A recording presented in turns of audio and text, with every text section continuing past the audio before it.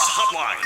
Joining us this morning over the phone is Councilor Inisito Novero. Maki-update lang ko sa iya. Kumusta? Kung ano ang mga masunod nga tikang, may mga evaluation na bala or on process na, ongoing na ang mga preparation kung madayon gid man ang pagpatigayon sa additional face-to-face instructions. Sining, I understand doon limbang gina-propose. Let's have Councilor Inisito Novero on the line, ang Committee on Education sa Konseho sang Bacolod. Councilor, how are you? Good morning. Good morning, Action Arts. Sa inyo bilog nga management and staff ng Action Radio, kag sa aton mga palangga. Kag maukod nga tagpalamati, may aga sa tanan. Salamat gid sa time nga ginatag karon nga aga. Sir, anong latest updates ni? Were you informed nga daw may ara pagid additional 5 schools nga magpatigayon sang ginapropose nga face-to-face instruction kag kun matabo ini most probably sa no? Well, ang ako ninon-anon sa kay Ma'am Joanna Amedo, ang aton plan officers ng DepEd diri sa Bacolod, nga actually kung mag-successful ini ang kaalangilan kay observations ini will be until January of next year. Ang mga eskwelahan like ang Arceo Elementary School nga sa Alangilan man na, ang Rafael Alunan Elementary School which is also in Alangilan, kag ang Father Gracian bala sa Granada na ya.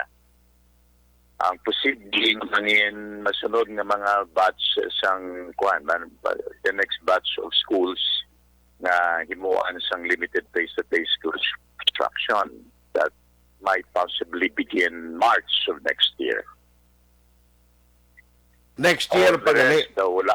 Oo. Wala pa man danbakan nga dugang pagiging eskwelahan. Posible mahimuan. But it does not necessarily mean nga hindi kita kadugang. Kahit may ginalagaw ini sa aton nga syudad, sa aton diri nga DepEd lokal, kag may naga-observe diri alin sa aton regional office ng DepEd. And then ang aton local nga DepEd may mo recommendation ni sa regional office ng DepEd, kag ang region ma-relay sini nga recommendation sa central office sa Manila sa Department of Education. Aha. And isa gid siguro at least kabay pag ini nga mga lugar nga nasakupan sa barangay ina nga school, why na tani sang cases o case ng COVID nga ba rehistro sa nga bulan? Ang pag-intindi ko dapat among gina nga sitwasyon, ang ideal situation nga zero positive rate ang ina nga lugar. Kay ang isa dira ka basic nga requirement amo ang konsentimiento sa mga ginikanan. Karon kon may mga positive cases sina nga bahin sa buluthuan, makulbaan man ang mga ginikanan, maghatag ng ilang na consent. At the same time, ang mga barangay officials, himuan man nila ni consultation mo. Kag ang barangay officials karon mag-object, pabudlayan man ang DepEd magpadayon. Okay. And also, ang local government unit through the mayor, and possibly later on, ang sanguni ang panglusod, kung nakita nila nga delikado, hindi man ni magsuot. Diba? So dapat sa base level pa lang sa home ground, secure na nadaan ang environment ng kabataan kag manunodlo para nga ang procedure for giving our imprimatur kag hindi man mabudlayan ang DepEd. Kiti sa lapton man ni sa DepEd mo kung anong kataputa. Kung pito nila o the objection of local authorities. Okay. Pero sir, mga pilagid ang daw ara subong nga nakalinyada nga posible malakip diri sa additional by next year?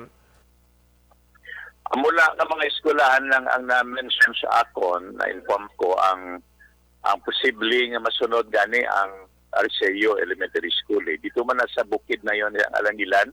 Okay.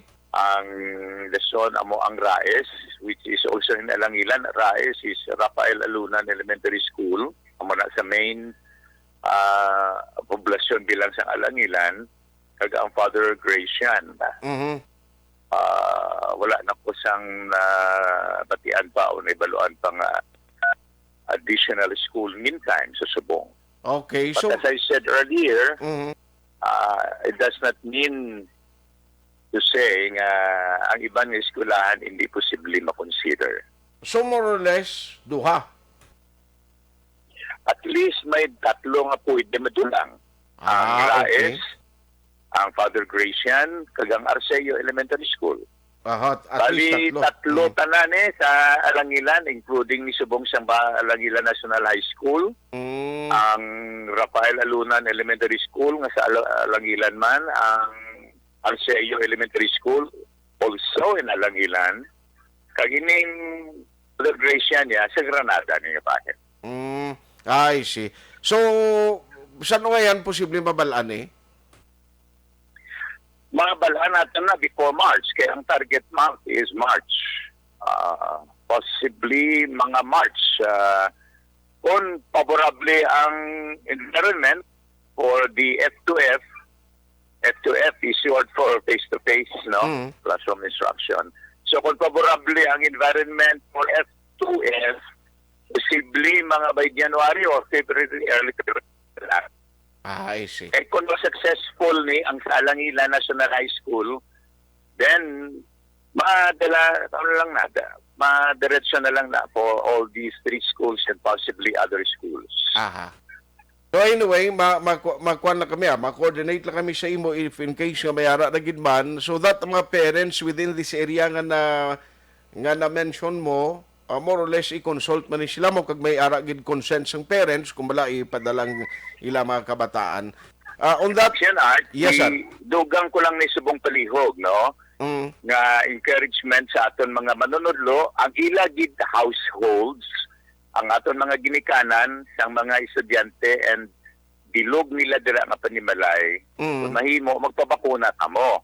Kay sa amon to hadol nagligad sa Emergency Operations Center, ginhimuan to consensus nga ang mga estudyante kag mga manunodlo nga pwede kang makaparticipate sa ning limited F2F modality of instruction. Kinahanglan bakunado tanan pati ilang bilog nga household o kung panimalay. I see. Sige. On that note, Councilor, salamat gid for the update and halong gid permi. Madamo mga salamat. And again, my prayer, may God continue to protect us against COVID-19. Merry Christmas. Action Hotline.